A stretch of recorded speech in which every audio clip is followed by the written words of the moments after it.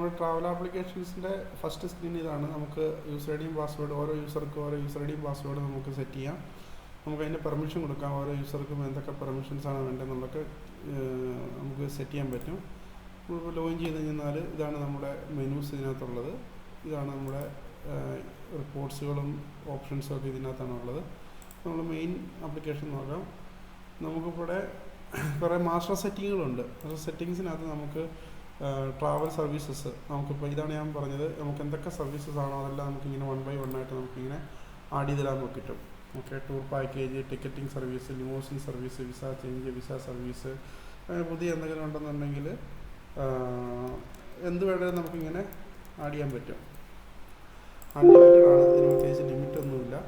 പിന്നെ നമ്മുടെ എയർലൈൻസ്, നമ്മൾ ടിക്കറ്റിംഗ് ആണെങ്കിൽ എയർലൈൻസിൻ്റെ ഇൻഫർമേഷൻസ് നമുക്ക് ഓരോ എയർലൈൻസിൻ്റെ ഇൻഫർമേഷൻ നമുക്കിങ്ങനെ 1 by 1 ആയിട്ട് നമുക്കിങ്ങനെ ആഡ് ചെയ്തിടാം. ഓക്കെ, ഇതും അൺലിമിറ്റഡ് ആണ്. നമ്മൾ വൺസ് ആഡ് ചെയ്ത് കഴിഞ്ഞാൽ നമുക്ക് ട്രാവൽ ആപ്പിൽ പോയി കഴിഞ്ഞാൽ ട്രാവൽ ആപ്പ് എന്ന് പറയുന്ന ഈ ഓപ്ഷനിൽ പോയി കഴിഞ്ഞാൽ ഇതാണ് നമ്മുടെ ഓപ്ഷൻസ് വരുന്നത്. അപ്പോൾ ഇവിടെ നമുക്ക് കസ്റ്റമറെ സെലക്ട് ചെയ്യാം. ഓക്കെ, കോർപ്പറേറ്റ് കസ്റ്റമേഴ്സ് ആണെങ്കിൽ നമുക്ക് കോർപ്പറേറ്റ് കസ്റ്റമേഴ്സിൻ്റെ പേര് നമുക്ക് ഇവിടെ ഇങ്ങനെ സെലക്ട് ചെയ്യാം.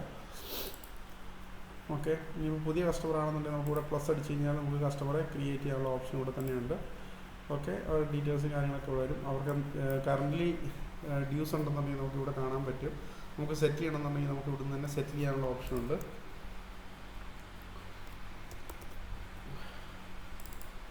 അപ്പോൾ ഇവിടെ പെൻഡിങ് ഉണ്ടെങ്കിൽ പെൻഡിങ് ഇവിടെ കാണിക്കും. നമ്മളിവിടെ പ്ലസ് ഇവിടെ ക്ലിക്ക് ചെയ്ത് കഴിഞ്ഞാൽ നമുക്ക് ആ പെൻഡിങ് ഏതൊക്കെ ഇൻവോയ്സ് ആണെന്നുള്ളത് കാണാൻ പറ്റും. നമുക്ക് സെറ്റിൽമെൻറ്റ് ചെയ്യണമെന്നുണ്ടെങ്കിൽ നമുക്ക് ഇവിടെ ഇങ്ങനെ സെറ്റിൽ ചെയ്യാനുള്ള ഓപ്ഷൻസ് ഉണ്ട്. പല ഓപ്ഷൻസ് ഉണ്ട്. നമുക്ക് ടാബ് വഴി സെറ്റ് ചെയ്യാൻ പറ്റും. ഡിസ്കൗണ്ട് ഓപ്ഷൻ ഉണ്ട്. എല്ലാ ഇതും ഇതിനകത്തുണ്ട്. ഓക്കെ, പിന്നെ നമുക്ക് ഇവിടെയാണ് നമ്മളെ സർവീസ് സെലക്ട് ചെയ്യുന്നത്. ഓക്കെ, നമ്മളവിടെ മാസ്റ്റർ ക്രിയേറ്റ് ചെയ്ത സർവീസുകളെല്ലാം നമുക്കിവിടെ വരും. നമ്മൾ ടിക്കറ്റിംഗ് സർവീസ് സെലക്ട് ചെയ്യുന്നു. ഇവിടെ എന്താണെന്ന് വെച്ചാൽ നമുക്ക് DSV to Kochi reference number എന്തെങ്കിലും ഉണ്ടെങ്കിൽ അത് കൊടുക്കാം. നമ്മൾ ഒറിജിനൽ ടിക്കറ്റിൻ്റെ റെഫറൻസ് നമ്പർ ഉണ്ടെങ്കിൽ അത് കൊടുക്കാം.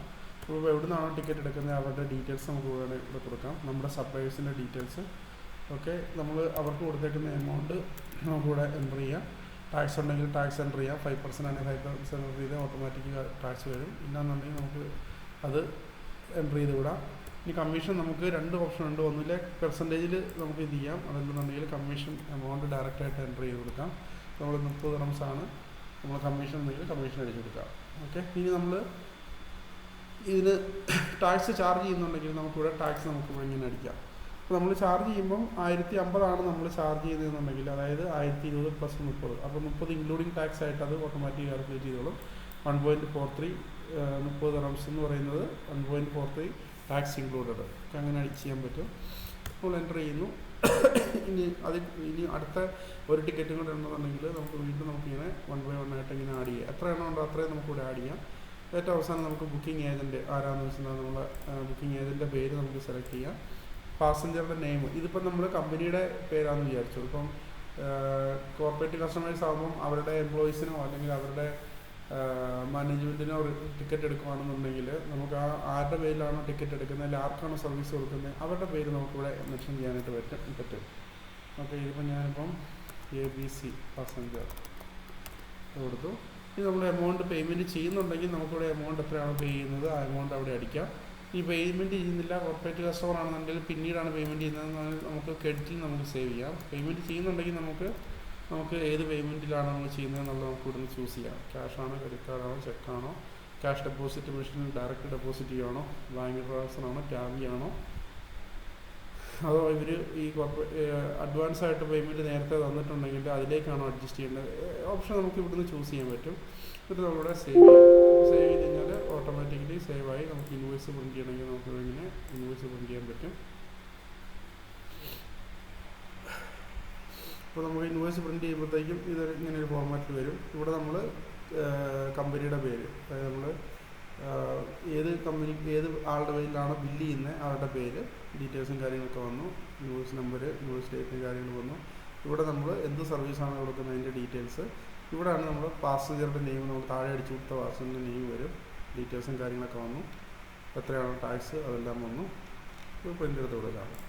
ഓക്കെ, ഇനി നമുക്ക് ഇവിടെ നമുക്ക് പോയി കഴിഞ്ഞാൽ ന്യൂ കസ്റ്റമേഴ്സ്, നമുക്ക് പേയ്മെൻറ്റ് തരാനുള്ള കസ്റ്റമേഴ്സിൻ്റെ കംപ്ലീറ്റ് ഡീറ്റെയിൽസ് നമുക്ക് ഇവിടെ കാണാൻ പറ്റും.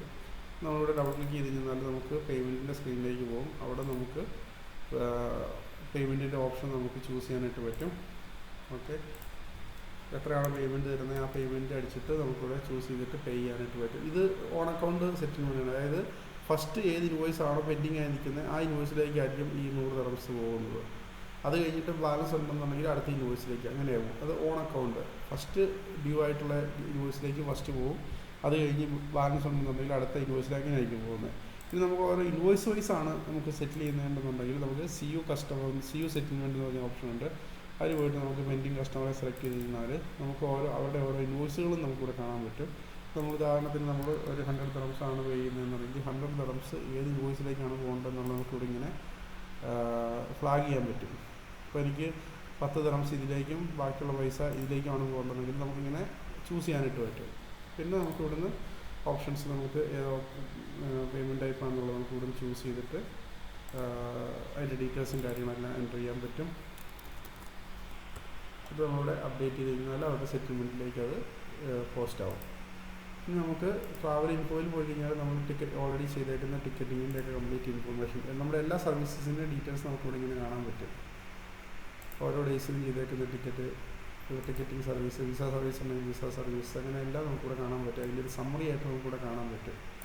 ഓക്കെ, കസ്റ്റമറുടെ എമൗണ്ട് എത്രയാണ്, നമ്മൾ വെണ്ടറുടെ എമൗണ്ട് എത്രയാണ്, ഇൻവോയ്സ് നമ്പർ എത്രയാണ്, ബുക്കിംഗ് ഏജൻറ്റ് ആരാണ്, കമ്മീഷൻ എത്രയാണ്, സപ്ലയേഴ്സിൻ്റെ ടാക്സ് എത്രയാണ്, കസ്റ്റമർ ടാക്സ് എത്രയാണ്, എല്ലാ ഡീറ്റെയിൽസും നമുക്കിവിടെ കിട്ടും. ഇതിൻ്റെ പ്രിൻ്റ് ഔട്ട് എടുക്കാൻ പറ്റും. പിന്നെ നമുക്ക് സപ്ലയറുടെ സെറ്റിൽമെൻറ്റ്, നമ്മളിപ്പോൾ വേറെ സ്ഥലത്തുനിന്ന് ടിക്കറ്റ് എടുത്തിട്ടാണ് കസ്റ്റമർക്ക് കൊടുക്കുന്നതെന്നുണ്ടെങ്കിൽ ആ സപ്ലയറുടെ സെറ്റിൽമെൻറ്റും കാര്യങ്ങളൊക്കെ നമുക്കിവിടെ ചെയ്യാൻ പറ്റും. കസ്റ്റമറെ എങ്ങനെയാണോ സെറ്റിൽ ചെയ്യുന്നത് അതേപോലെ തന്നെ നമുക്കിവിടെ നമ്മൾ സെലക്ട് ചെയ്ത് കഴിഞ്ഞിട്ട് നമുക്ക് അവരുടെ ഇതിൽ പേയ്മെൻറ്റ് നമുക്ക് ഫ്ലാഗ് ചെയ്തിട്ട് നമുക്ക് സെറ്റിൽ ചെയ്യാനായിട്ട് പറ്റും.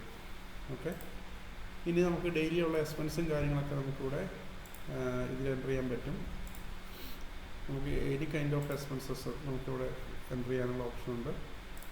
അതിൻ്റെ ഡീറ്റെയിൽസും കാര്യങ്ങളെല്ലാം കൊടുക്കുക, എങ്ങനെയാണ് പേയ്മെൻറ്റ് ചെയ്യുന്നതെന്നുള്ളത് കൊടുക്കുക, അപ്ഡേറ്റ് ചെയ്യുക.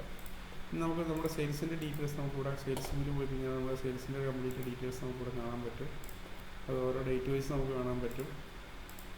ഓരോ ഇൻവോയ്സിൽ എന്തൊക്കെയാണെന്നുള്ളത് കാണാൻ പറ്റും. ഇവിടെ അതിൻ്റെ റിപ്പോർട്ടും കാര്യങ്ങളൊക്കെ ഒരുപാട് റിപ്പോർട്ടുകളുണ്ട്. ഓക്കെ, അതേപോലെ തന്നെ നമ്മുടെ പർച്ചേസിൻ്റെ ഡീറ്റെയിൽസ്, നമ്മൾ ടിക്കറ്റ് എടുത്തേക്കുന്നതിൻ്റെ ഡീറ്റെയിൽസും കാര്യങ്ങളൊക്കെ നമുക്കിവിടെ കാണാൻ പറ്റും. എയർ ഇന്ത്യ, ഇൻഡിഗോ ഒക്കെ എല്ലാം കാണാൻ പറ്റും. ഇനി നമുക്കിവിടെ നമുക്കിവിടെ സ്റ്റേറ്റ്മെൻറ്റുകൾ, കസ്റ്റമേഴ്സിൻ്റെ സ്റ്റേറ്റ്മെൻറ്റുകൾ നമുക്കിവിടെ കാണാൻ പറ്റും. സപ്ലയേഴ്സിൻ്റെ സ്റ്റേറ്റ്മെൻറ്റുകൾ നമുക്കിവിടെ കാണാൻ പറ്റും. അവർക്ക് അയച്ചു കൊടുക്കണമെന്നുണ്ടെങ്കിൽ നമുക്ക് കാണാൻ പറ്റും. പിന്നെ നമ്മുടെ ഫിനാൻഷ്യലായിട്ടുള്ള കംപ്ലീറ്റ് എക്സ്പെൻസസുകൾ, പിന്നെ വൗച്ചേഴ്സുകൾ, ബാങ്ക് ഡെപ്പോസിറ്റ്, ബാങ്ക് സ്റ്റേറ്റ്മെൻറ്റ് എല്ലാം നമുക്ക് ഇതിനകത്ത് കാണാൻ പറ്റും. അതുപോലെ നമ്മുടെ വാറ്റിൻ്റെ ഇൻഫർമേഷൻ നമുക്കിവിടെ കാണാൻ പറ്റും. 3 months വാറ്റ് നമുക്ക് ഇവിടുന്ന് സെലക്ട് ചെയ്ത് നമുക്കിവിടെ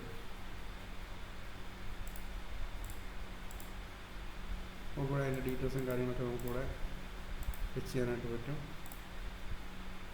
പിന്നെ റിപ്പോർട്ട്സിലേക്ക് പോയി കഴിഞ്ഞാൽ സെയിൽസ്, പർച്ചേസ്, അതിൻ്റെ റിപ്പോർട്ടിങ്ങും കാര്യങ്ങളൊക്കെ കാണാനായിട്ട് പറ്റും. ഇത് ജസ്റ്റ് ഒരു ഓവർവ്യൂ മാത്രമാണ്. ജസ്റ്റ് ഇതിൻ്റെ ഒരുപാട് ഡീറ്റെയിൽസ് കൂടുതലായിട്ടുണ്ടാവും.